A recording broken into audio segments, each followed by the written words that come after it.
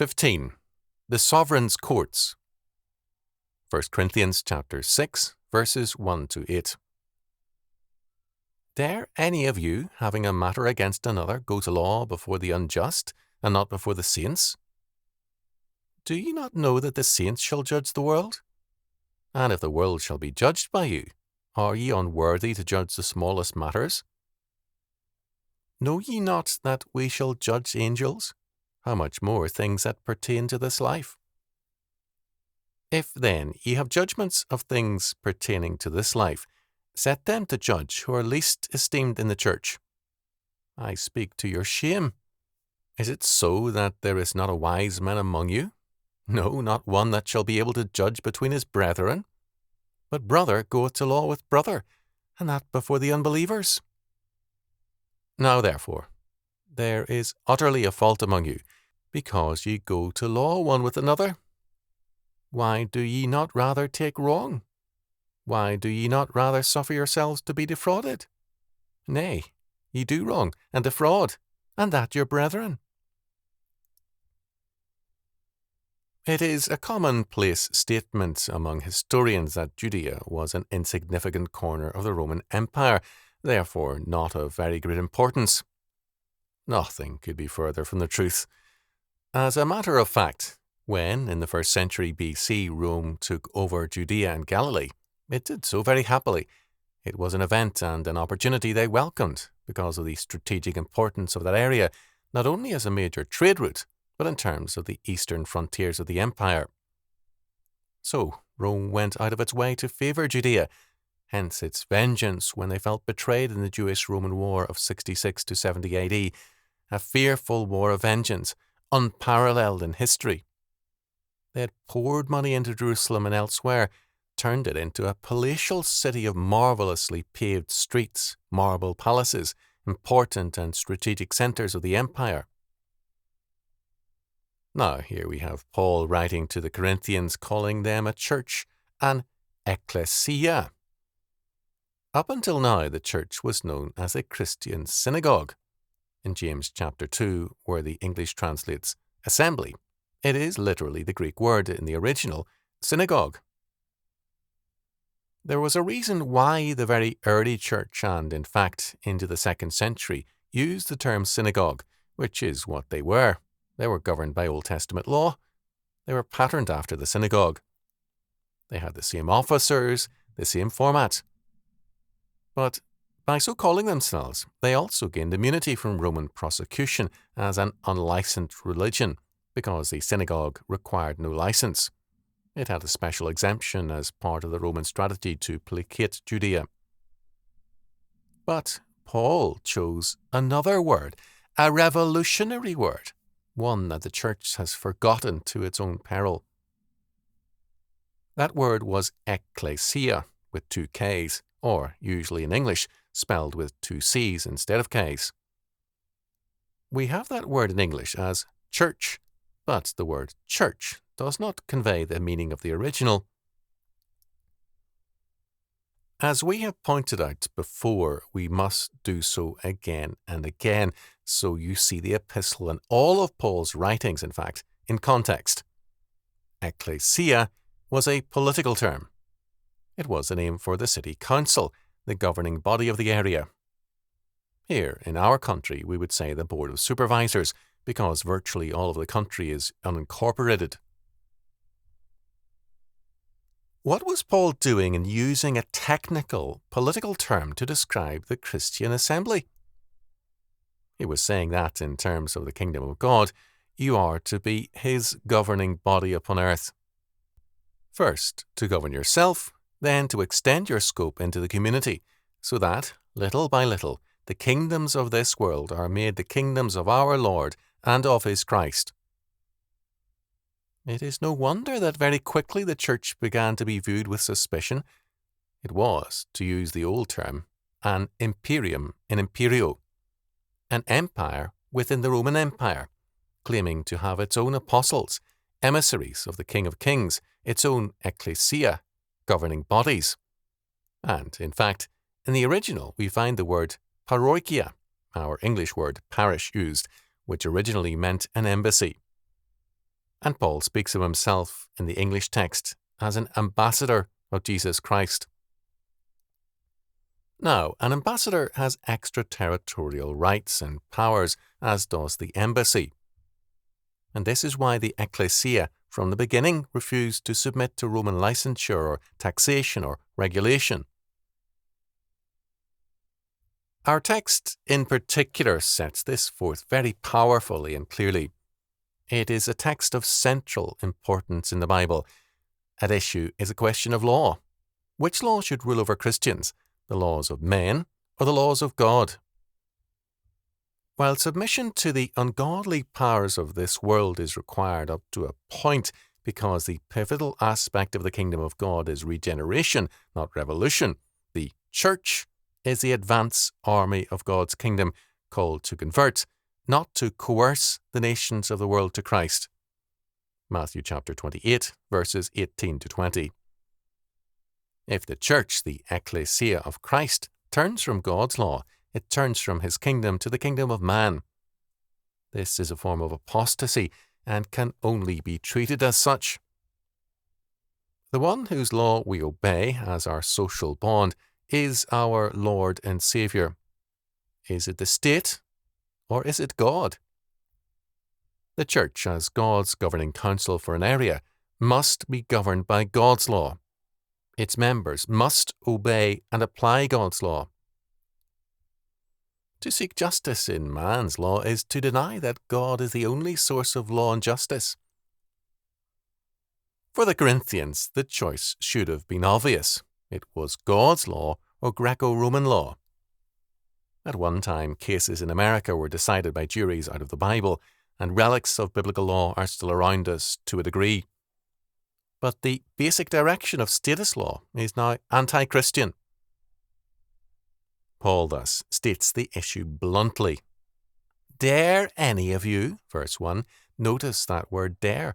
This is an affront to God, to Christ the King.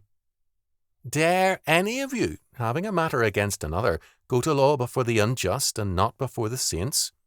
Verse 1. Paul regards such a step as daring insolence in the face of God. This did not mean that the Roman court could not be used in certain ways. Sometimes we find ourselves entangled with such systems. Paul himself appealed to Caesar, Acts chapter 25, verses 8 to 11, but he was already forcibly before a Roman court, and he used it as best he could. His requirement is not suicide, but the avoidance of pagan courts wherever possible. Paul calls the pagan courts unjust.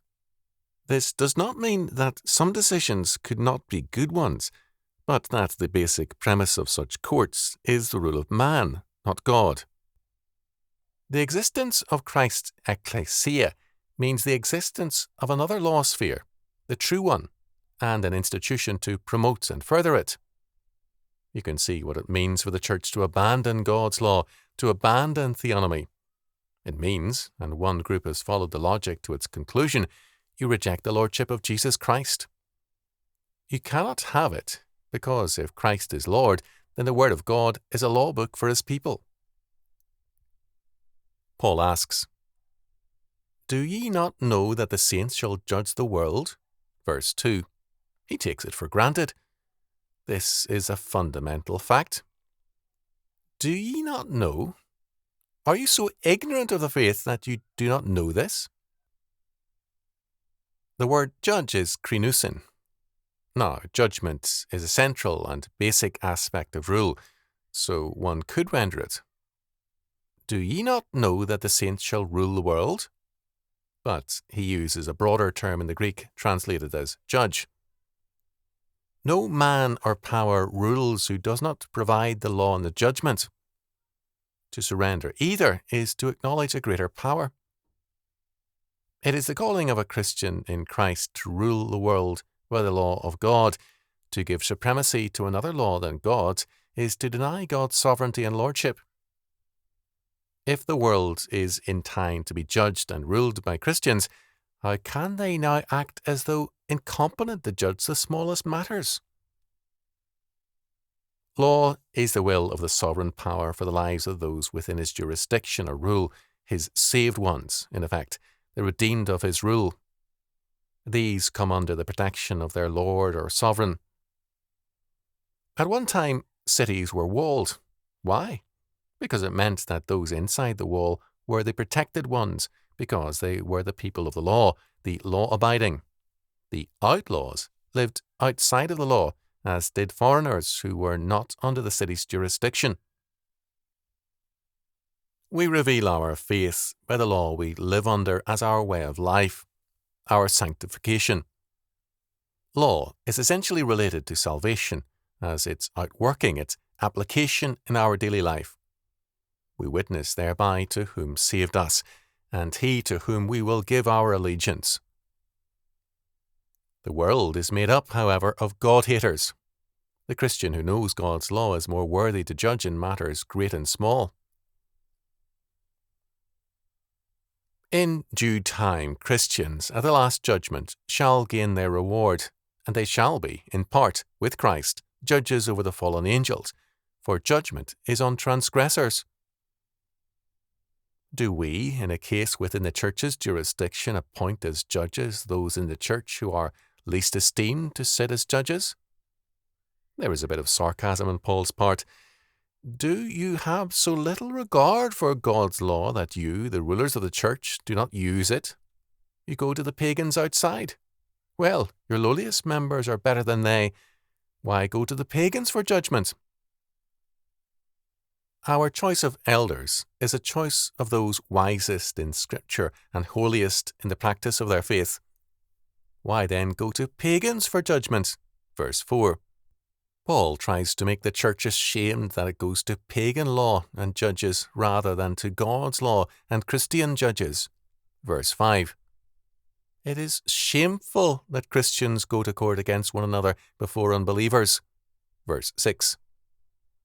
Paul's counsel is against going to pagan courts against fellow Christians when Christian men can adjudicate the case in terms of Scripture. It is better to be defrauded than to allow pagan courts to be viewed as courts of justice. Verse 7. To go to pagan courts to seek justice is a form of fraud because it gives validation to ungodly courts. Paul sees it as ungodly to treat pagan courts as sources of justice. Having denied the triune God, the pagan court has abandoned true justice. The pagan court can, at times, give what seems to be justice, but because its verdict is on alien premises, it undermines true justice.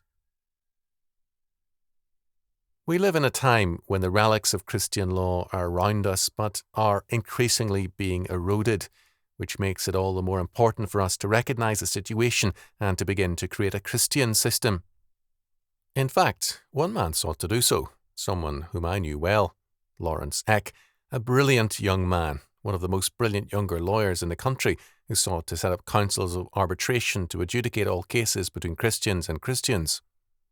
They were remarkably successful, until the pietistic influence prevailed and those courts of settlements were taken over by people whose attitude was, yes, you were wronged, you were robbed of $20,000 or $200,000. I am talking about specific instances, my fellow believer, but why can't you forgive and forget? Isn't it better to be at peace with your brother than to have your money back? And so they destroyed the courts. And Lawrence Eck, a lawyer, because he called attention very graciously to a judicial error by a judge, was thrown in jail for contempt of court and beaten to death. So you can see what is happening. In verse 8, Paul calls any resort to pagan courts defrauding one another. The Greek word is apostate. Paul says, better to be robbed than to rob. But you are actually robbing each other by unjust lawsuits against each other. In verse 2, Paul asks, do you not know? He is in effect saying, have you forgotten what I taught you? Here is an elementary aspect of the faith. The saints are the God-destined world rulers, and you seem to pay no attention to this fact. The Corinthians saw as reality Roman rule and law, but Paul insists that the reality is God's rule and laws. To neglect this is to surrender the faith. As a result, he sees the recourse to a pagan power as a lawless act, a criminal act on the part of Christians. It is their duty to obey God and to have recourse to God and His law rather than to man's courts. Clearly, for Paul, the Christian is not called to validate the world's ways and institutions, nor to wage war against them by civil disobedience or any like strategy. The Paul who wrote 1 Corinthians did not deny the jurisdiction of Caesar's court when taken before it. Rather, he worked to bring into life another law system, its courts, and its sovereign. The Church in our time has largely forsaken Paul's requirements. Is it then a valid ecclesia, a local ruling council? The word ecclesia, or church, means more than preaching, although preaching is clearly required. It is a proclamation of the law word of the great King. The Church must again be the Church to be blessed of God. Because we are called to be obedient to the powers that be, we do not, in civil society, practice civil disobedience, but obedience. Within our kingdom realm, we apply God's law and seek to bring all men into its orbit. Our King's law must govern us, but we are the people of the Prince of Peace, and what we do must work ultimately to the peace of all society.